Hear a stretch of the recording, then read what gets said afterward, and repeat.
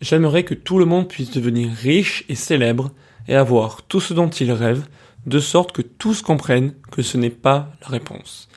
Bienvenue dans Minimalist Traveler, le podcast nomade, épisode 3. C'est Lucas Rago et rien n'est plus vrai que cette citation de Jim Carrey. Et pour bien que tu comprennes ça, je vais te raconter l'histoire qui m'est arrivée à propos de mon super ordinateur gaming que j'avais avant, et pour comprendre comment cette citation prend vraiment tout son sens. Avant, du coup, quand j'étais en DUT, j'avais un PC un peu pourri, quoi. Et je jouais aux jeux vidéo dessus, ça laguait à mort et tout. Mais j'étais habitué et tout, ça me convenait. J'étais en train de rater ma vie tranquillement en train de jouer aux jeux vidéo. Et, enfin, quand je dis rater ma vie, c'est comme ça que je dis à chaque fois que je dis que je joue aux jeux vidéo, quoi. Et du coup, je faisais ça. Et, au bout d'un moment, a germé l'idée d'avoir un nouveau PC parce que il y avait un ami à moi qui m'en parlait. Ouais, ton PC il est pourri quand même. Avec un autre PC encore mieux, là, tu pourrais jouer à des jeux encore mieux. Tu l'agrées pas du tout, ça sera encore mieux. En plus, j'avais un autre pote à moi qui venait juste de s'en acheter un. J'avais vu ça, j'étais complètement fou, quoi. Je voulais trop en avoir un. Et je me suis trop mis dans une position d'attente. Dans une position de penser qu'au futur. Je me dis, ouais, je veux trop un PC et tout. Et du coup, j'ai passé plein de temps à chercher pour voir un PC. Et bon, au final, voilà, vous allez voir tout ça pour pas grand chose. Parce que bon, j'attendais. Au bout d'un moment, finalement, j'ai bien passé la commande, tout ça. Et voilà, dès que le paquet arrive, là, c'est vraiment le summum.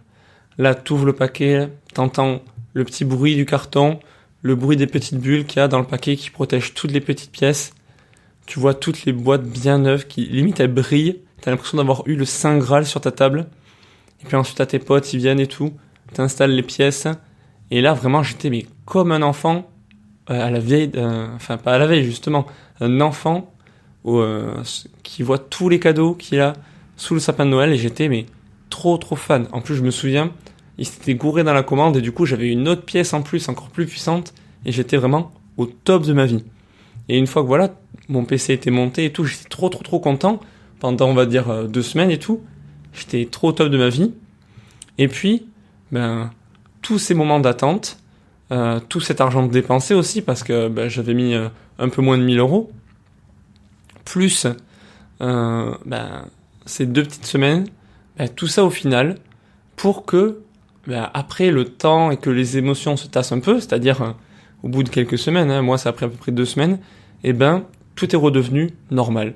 C'est-à-dire que je me suis rendu compte que je jouais à ce PC normalement, comme le PC d'avant, sauf que celui-là ça laguait pas, mais comme j'étais habitué, voilà, mon niveau de normalité entre guillemets avait augmenté un peu, et je trouvais ça normal, j'avais plus vraiment de plaisir, et le pire dans tout ça, c'est que bien sûr j'avais dépensé 1000 balles dans un PC, et du coup je voulais y jouer quoi, et en plus ça me donnait une bonne raison quoi, je venais juste de l'acheter, je voulais en profiter quoi, comme quelqu'un qui vient de s'acheter un téléphone, il va vouloir plus s'en servir parce que il vient juste de l'acheter, il est tout nouveau quoi.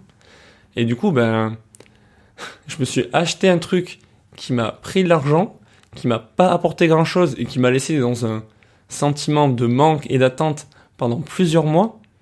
Tout ça pour au final, une fois que je l'avais, passer mon temps là-dessus, et au final ça a pas bougé comparé à ma vie d'avant, c'est que je passais toujours mon temps sur l'ordi et mes projets n'avançaient pas et il y a rien qui avançait dans ma vie. Et voilà, au final, ce PC, il m'a permis d'avoir plus, mais pas d'être quelqu'un de meilleur. Il m'a permis d'avoir plus, mais pas d'être quelqu'un de meilleur. Et je ne me suis pas accompli à travers ce PC. Ça a été une attente longue pour une récompense toute petite sur le court terme, mais sur le long terme, ça m'a pas apporté une satisfaction vraiment profonde. Mais quelque part, en fait, cet achat, il a été nécessaire. C'est-à-dire que je pense que si jamais j'avais eu ce PC, peut-être qu'aujourd'hui encore, je serais en train de me dire « Ouais, j'aimerais trop avoir un méga PC gamer et tout, ça devrait être trop bien et tout. » Et c'est à partir du moment où tu as l'objet que tu réalises que ça sert à rien. C'est quand tu as une plus grosse voiture que tu réalises que, à moins que tu sois absolument fan des voitures, quoi, mais pour un mec lambda, même quelqu'un qui aime juste les voitures, ou même une fille qui aime qui veut avoir une belle voiture, tout ça, il faut avoir la belle voiture pour réaliser que finalement, ça te laisse tout aussi vide qu'avant. Et c'est pas pareil. Pareil, c'est pas parce que t'as 20 cm de plus, 20 cm² de plus dans ton appart, ou que t'as un truc comme ça, parce que tu as un petit truc en plus, tu as un truc, et en fait, ça te fait pas avancer, et ça te fait pas te sentir accompli. Et peut-être que toi aussi, il t'est sûrement arrivé la même histoire, mais avec d'autres objets, ou d'autres choses, que toi aussi, tu désires avoir des choses, et que t'as mis un peu de côté, le désir d'être quelqu'un. Que tu désires peut-être avoir un plus gros salaire, avoir une plus grosse voiture. Comme ça, tu pourras faire plus de choses. Tu pourras partir en voyage plus loin. Tu pourras payer des coups à tes potes dans les bars, c'est génial. Tu pourras t'acheter de nouvelles fringues, être beau gosse ou être plus belle. Tu pourras plus facilement avoir un petit ami, une petite amie, tout ça. Ou comme moi, peut-être au niveau informatique, avoir un tout nouveau portable, avoir un tout nouveau PC. Voilà, t'attends frénétiquement, t'es toujours dans l'attente. Tu viens d'avoir ce nouvel objet, paf, t'es content, et ensuite, t'es dégoûté parce qu'il y a déjà, ton PC, il a déjà 3 ans de retard, dès que tu l'as. Et donc, au final, tu vis toujours dans le futur, t'es jamais dans le moment présent, t'es jamais satisfait. Et voilà, tout ça pour te dire qu'au final, tu dois t'accomplir, et tu ne dois pas avoir. Et ça, en fait, c'est la grande différence entre le succès, les possessions, tout ce que l'on peut avoir, et la réussite que l'on peut résumer par le fait d'être. Parce qu'en fait, le succès, la possession, tout ça, ce sont des choses non palpables en fait. C'est des choses de l'extérieur. C'est pas des choses que tu ressens au plus profond de toi. Quand tu les as, t'es fier. Par exemple, le succès, par exemple, tu vas avoir du succès avec les femmes. C'est-à-dire du succès, j'entends par là, à outrance. C'est-à-dire que c'est sûr que si t'es tout seul dans ta vie, que t'as aucun ami, tout ça, c'est pas cool, quoi. Mais bon, le fait de vouloir toujours plus, par exemple, de vouloir scorer ou des choses comme ça, au final, tu vas pas te sentir plus accompli. Au final, t'en as eu une nouvelle, mais t'en veux une autre. Et t'en as eu une autre, t'en veux une autre encore. Et pour les possessions matérielles, c'est exactement la même chose, c'est extérieur.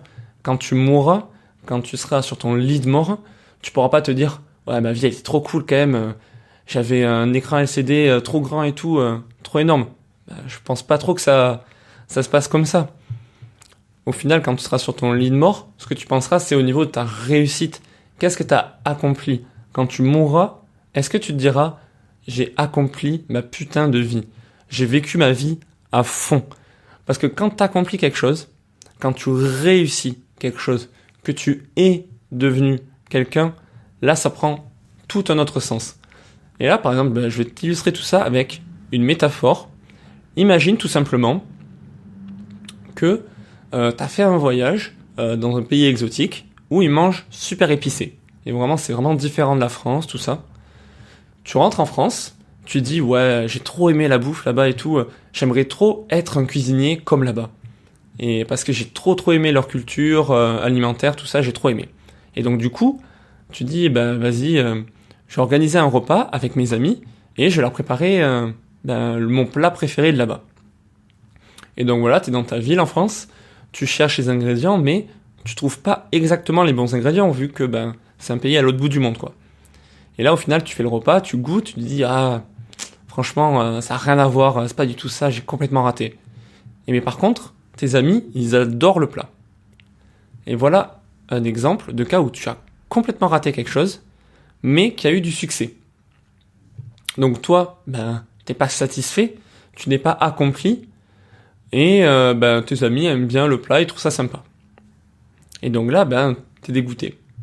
Là, dans un autre cas, imagine, t'es dans ta ville, et là, par miracle, tu tombes sur une petite boutique, et il y a tous les ingrédients exactement les mêmes et tout, et là, tu réussis trop bien ta recette et tout, et tu goûtes le truc, tu dis, waouh, c'est exactement ça et tout, trop bien, t'es vraiment trop content de toi.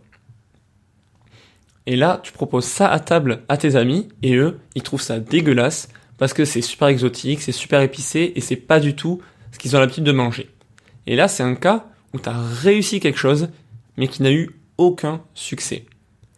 Et au final, voilà, c'est quoi le plus important? C'est d'avoir du succès, ou le fait d'avoir réussi quelque chose. Et je pense qu'au final, le plus important, c'est la réussite. Et certes, le succès, ça peut être sympa, mais au final, ce qui te permet de t'accomplir vraiment, c'est la réussite. Après, tu peux avoir beaucoup de réussite dans un domaine, du coup, par exemple, devenir le meilleur cuisinier de ce pays, par exemple, d'être super bon dans la cuisine exotique de ce pays, avoir beaucoup de réussite, tu as beaucoup réussi, et du coup, au final, ça va t'amener un petit succès. Mais, dans ce sens-là, c'est positif. Mais par contre, le succès n'amènera jamais la réussite. Car le succès, voilà, comme j'ai dit précédemment, c'est quelque chose de non palpable. C'est quelque chose d'extérieur. Et il faut à tout prix s'accomplir. Il faut vraiment s'accomplir. Bon, après voilà, je suis pas à dire que il faut se transformer en vieux con et tout, penser qu'à sa gueule. Moi, je vais m'accomplir, et ben le succès, toutes les choses autour de moi, non, j'en ai rien à foutre. Non, je suis pas en train de dire ça. Mais que s'accomplir, ça devrait quand même être la priorité numéro 1. C'est pas mauvais de penser à soi. Il faut penser à soi et s'accomplir. Et c'est là où vraiment tu sens que la réussite, c'est important. C'est quand tu as une idée de réussite, que tu dis par exemple, j'aimerais être un musicien, j'aimerais être un cuisinier, être un meilleur ami, j'aimerais être un écrivain, j'aimerais être quelqu'un qui voyage tout le temps, j'aimerais être ça. Et que tout le monde se fout de ta gueule. Tout le monde se dit, ouais, c'est ça, vas-y, ferme ta gueule. Genre, jamais tu seras musicien, allez, jamais tu seras voyageur et tout, mais allez, vas-y, arrête. Et c'est quand l'envie de réussir est plus forte que ton envie de succès. Quand tu te dis, je n'ai rien à faire de ce que tu dis, parce que en attendant, je vais accomplir ma vie, je vais faire ce que j'ai envie, faire ce qui me remplit intérieurement, vraiment, qui fait que je me sens satisfait sur le long terme, et pas sur un truc de merde, que au bout de 2 semaines sera périmé et j'en aurai plus rien à foutre. Non. Toi, ce que tu penses, j'en ai rien à faire. En attendant, toi, tu vis ta vie lambda, ta vie Ikea, toute faite. Moi, je vais vivre ma vie sur mesure, je vais réussir ma vie, et c'est moi qui m'aurai accompli, et sur mon lit de mort, je n'aurai aucun regret. Et c'est très important de passer par là, parce que si l'on ne s'est pas accompli soi-même, si on n'est pas vraiment en harmonie avec soi-même, qu'on n'a pas réussi, comment on peut espérer aider les autres à devenir soi-même?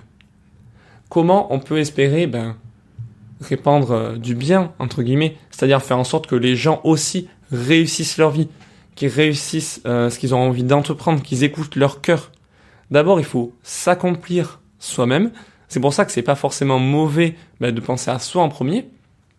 Il faut d'abord s'accomplir soi-même pour qu'ensuite les autres puissent s'accomplir et au final avoir peut-être un peu de succès. Mais bon, c'est toujours la réussite qui rend heureux et pas le succès. Par exemple, si tu écoutes tes parents, que tu fais des études de médecine parce qu'ils te disent d'être médecin, que tu finis d'être médecin, que tu deviens le méga médecin du monde, que tu as au taquet de succès et tout, mais que toi, au fond de toi, tu voulais être musicien, et bien au final, tu seras dégoûté toute ta vie.